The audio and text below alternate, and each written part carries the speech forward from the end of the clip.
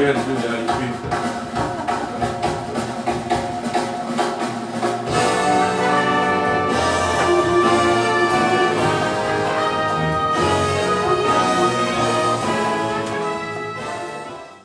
What I've brought to sing this morning are early American hymns. This one is, the tune is called Holy Manna, and that's the words we're using, although it may be familiar to people with other words because it's in a lot of hymnals, the tune is. Okay. But these are the older words. Okay. And Peg is with you. Peg, and you are at Calvary, you play with the Calvary Bell Tower and also the IUP Community Choir. Right, the IUP Community Choir was established a couple of years ago for interested community members like myself who needed a choir outlet, and they do a great job. Wow, well thank you, and I know you have to leave after here, huh? So I have a bell gig. Okay, well we're going to bring you back and talk to you. All right? We're glad to have you here. Okay, ladies.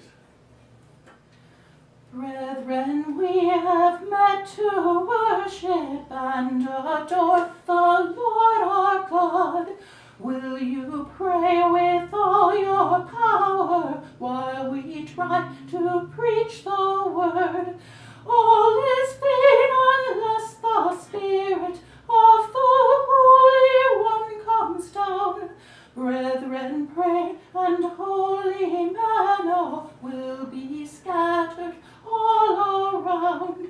Sisters, will you join and help us? Moses' sister aided him.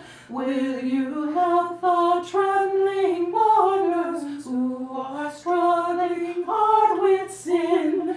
Tell them all about the Savior. Tell them that He will be found. Sisters, pray, and holy manna will be showered all around. Let us love our God supremely. Let us love each other so. Let us love and pray for sinners while our God makes all things new. Changed from glory into glory, take our place, till we cast our crowns before Thee, lost in wonder, awe and praise. Till we cast our crowns before Thee, lost in wonder, awe and praise. Very, very nice. Loud applause. That's rich.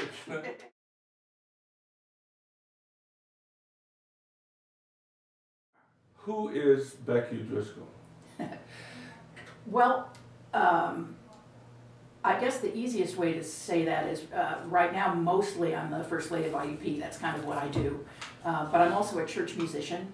I have 2 grown kids that are wonderful people. And I have been a volunteer in tons of different things through the time. I was a stay-at-home mom, except that I hardly ever stayed home because I was volunteering and doing that kind of stuff, dragging the kids around with me. So my personal ministry, I guess, is around church music and help for hungry and homeless. Okay. Well, that's wow. I mean, that's several. We're never going to get through all this, but let's start at the beginning. Where did you grow up? In Northern California, very far north, 350 miles north of San Francisco, in the Redwoods.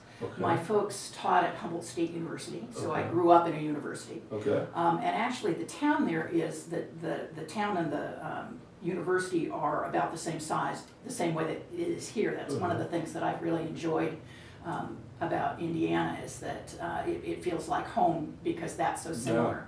Okay. Now, how close is that to Bakersfield? Not very. Bakersfield is kind of in the middle of California. The nearest biggish town to where I grew up is Eureka. Oh, okay. I've heard of that. Anyway, right on the coast, but it's you know what, less than an hour from the border. Okay. So. Is that where they make the vacuum cleaners? No, No. just kidding. Where are the drummers when you need it?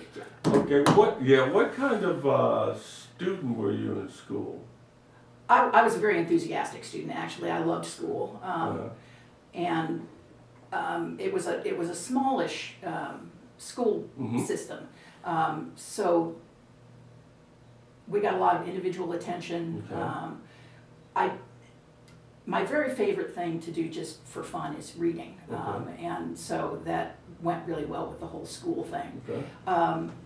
I went through high school, started college, exploded a marriage, took a couple of years off, went back and finished my BA, and then when we were in Alaska, Mike and I were in Alaska, I did a master's. And there's actually some loose talk about maybe doing a PhD here, we'll see. Wow, but wait, let's get back a second. Now, what school did you go to? What high school? What's the name? McKinleyville High School. McKinleyville. Now, when you say that name, do you see it in your mind? Yeah. You see it? What's the one thing you remember most about McKinleyville High School? The people, really. I had an English teacher who was a wonderful, wonderful human being and who mentored me in a lot of really important ways. Perhaps the most important, I took 2 independent studies with him in literature, and he gave me a reading list, and I would munch my way through the reading list, and then when I got to the end of that one, he'd give me another one. You know? Oh, wow. So I read, I think it was 30 novels in one semester. Wow. And it was a great experience, and I actually remember a lot of it, which kind of surprises me. Wow. Well, how was music introduced into your life? And were your parents musical, or your family? Yeah, my parents actually met doing a concert together. So the family joke is, one of the things that they sang was Indian Love Call. Okay. And the family joke is that the Indian wasn't kidding. So, yeah. Okay. And we just have enjoyed music as a family. And I started singing in a church choir when I was in about, I guess, 2nd grade. Really? Yeah. Okay. And played flute and, just generally been doing music all along. So. Well, brothers and sisters? I have one brother. Okay. He's younger than I am. And he lives right next door to my mom, actually. Oh, well, what's his name? Greg. Greg. Now, are you and Greg close? Are you close? Well, we don't live in each other's pockets, but we enjoy each other's company, and we do keep kind of track of what's going on with each other's lives.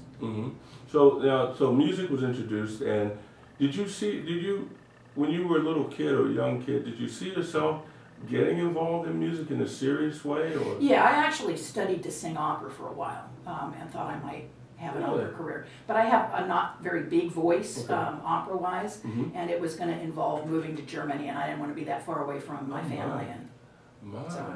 Wow. So when you were, you loved school. School was pretty cool for you. What types of hobbies do you have?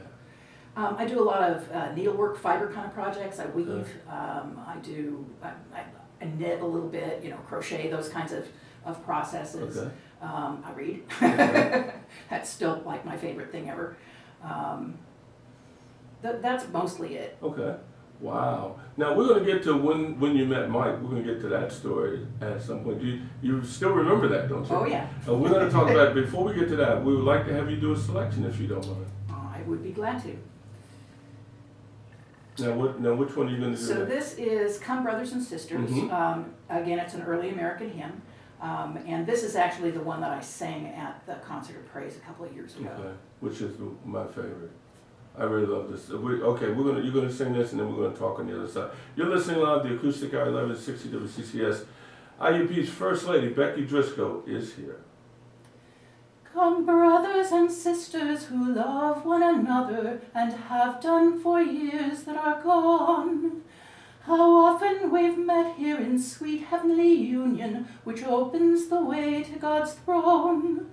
With joy and thanksgiving we'll praise Him who loved us while we run the bright shining way. Though we're parted in body, we're bound for one glory and bound for each other to pray. Now some say that praying and also that praising is labor that's all spent in vain. But we have such a witness that God hears with swiftness, from praying we will not refrain. There was old Father Noah and 10,000 more who witnessed that God heard them pray. There was Samuel and Hannah, Paul, Silas and Peter, and Daniel and Jonah. We'll say that God in the Spirit or an angel doth visit the soul in the body while praying. Shall we go on fainting while they go on praising and glorify God in the flame? God grant us to inherit that same praying spirit while we are journeying below, that when we cease praying we shall not cease praising, but round God's bright throne we shall bow.